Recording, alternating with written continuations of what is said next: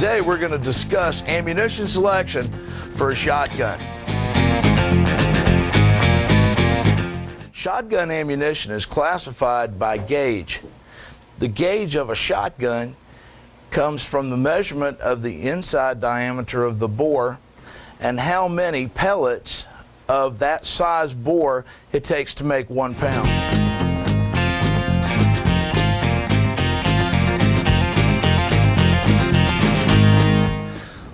As the example today, I'm using 12 gauge, which would mean that the diameter of the bore for this shell would take 12 pellets of this diameter to equal 1 pound. That's the first number. The second number is the length of the shell. This happens to be 2 3/4 inches, 3 inch, and 3.5 inch. The 3 inch and 3.5 inch will also be called magnum shells. The length is determined by the length of this shot shell once it has been fired. The information that you need to correctly choose the size and caliber of your shot shells is located on the barrel of your shotgun. Don't just assume because it says 12 gauge magnum that it'll take a 3.5 inch shell. Sometimes you could force one in, but that's not really a good idea. One thing that's gaining popularity now are the smaller mini shells. What the mini shell does is it gives you the opportunity to double the number of rounds that your shotgun will hold. If you'll notice, the mini shell is about 1/2 the length of the 2 3/4 inch shell. One drawback on the mini shell is not all shotguns will cycle the mini shell correctly. So if you're planning to use mini shells, especially in a home defense situation, as with any other ammunition, I suggest that you get a box, take them to your local range, load your shotgun up, and see if your shotgun will in fact cycle using the mini shell. The time to find out that this ammunition will not work in your gun is not 2 o'clock in the morning when you're facing an intruder. Shot shells are called shot shells because they contain shot.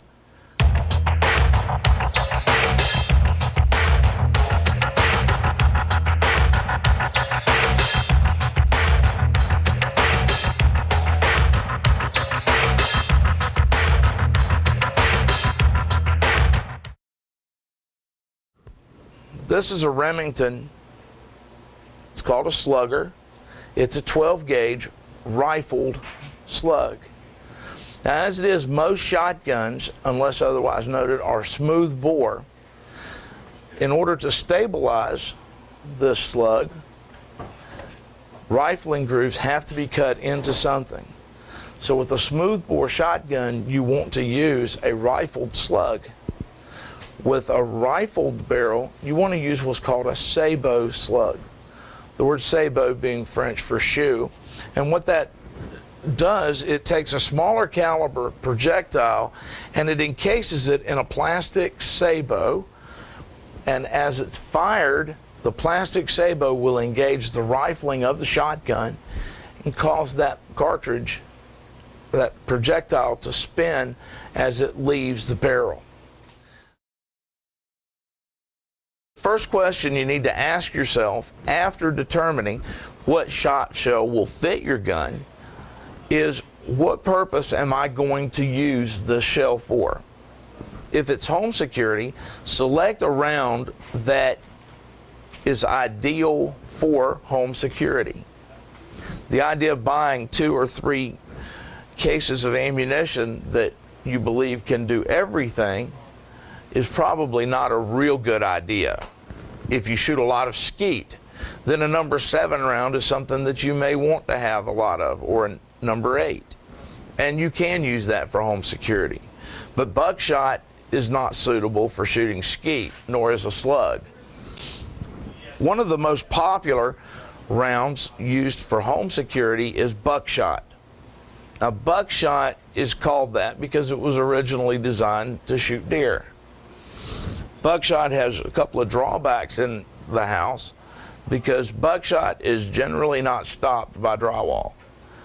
So if you let loose on an intruder in your home with 12 gauge buckshot, go ahead and plan to replace the wall behind him.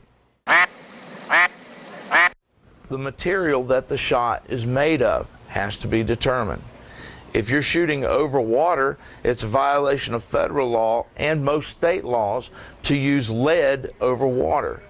Now, the reason for this is you want to eliminate the amount of lead going back into the water table. A lot of shooters really don't like this because lead-free shot shells are more expensive. But it is a violation of federal law to shoot waterfowl or to shoot over any body of water or stream with lead shot. To correct this, they've now come out with some non-toxic shot shells that the shot is either made of steel or a bismuth alloy. These rounds are a little bit more expensive than the lead, but you get superior performance in those areas and you're still not violating the law.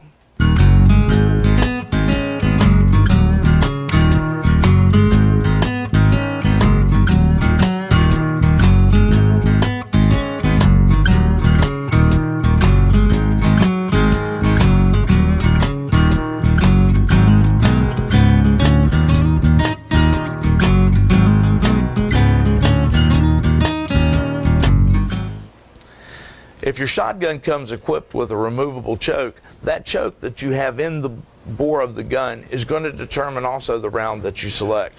You don't want to use a full choke with a rifled slug. You don't want to use anything but a cylinder bore or an improved cylinder if you're using slugs, and you want to go to an improved cylinder if you're using buckshot. If you're inside of your home, you may want a full choke with a smaller pellet than using the buckshot so that you don't damage as much of your home as possible. One important piece of information that you might want to have is how to properly store your ammunition. A lot of times people will buy bulk ammunition and store it improperly. Improper storage of your ammunition will, one, ruin the ammunition, two, it can be dangerous for you to fire it, and three, it costs you a lot of money. So how would you store a bulk purchase of shotgun ammunition? My suggestion first is that you get yourself an ammo can. Now what I've got here is a straight U.S. military ammunition can that will hold anything from a .50 caliber all the way to a .223. This can was originally made for .223 blanks. That's going to be on this side. This gives you the type and number of rounds that would have been in this ammo can. Now, if you're like me and you've got multiple types of ammunition and multiple calibers, you want to paint over that information so that you don't get confused and grab the wrong can on the way to the range. Because it's a real bummer to get to the range planning to shoot your 12 gauge and you brought an ammo can full of 30-06 ammunition. Military ammunition cans and some of the really nice ones from companies such as MTN are water resistant or waterproof. This is important because water is the #1 enemy of your ammunition. You get wet ammunition, eventually that moisture is going to go into the primer pocket or around where the bullet is seated, and it's going to cause that round to not function the way that it's supposed to. So if you're going to go buy ammo cans, check your weather seal. Make sure that that weather seal is not dry rotted, cracked, or destroyed, and make sure there's not an inordinate amount of rust on the inside of the can. Once you get an ammo can, whether it be a military surplus can or an MTN or other manufacturer plastic can, you want to take your ammunition and put it in the ammo can. Now, a lot of people will do this, and what they end up doing is they buy an entire case of this ammunition or something similar, and they dump all the ammunition into the ammo can and throw the box away. Now that's bad for two reasons. One, you should always keep your ammunition in the proper container. That way you know exactly what gauge, length, velocity, weight, and shot size that shell is. Don't let your ammo can for 12 gauge turn into Grandpa's coffee can. The second thing is, if you have a malfunction with one of your rounds, there's something on each and every box of ammunition called the lot number. The lot number is the manufacturer, the date, and what machine at Federal or Remington or whatever the case may be, what machine that ammunition turned out. That's where the ammunition companies get the information if they have to do a product recall. So somewhere on this box is the lot number for this round. It may be on the inside or the outside, but you need to know what that is, especially if you have a malfunction with that cartridge.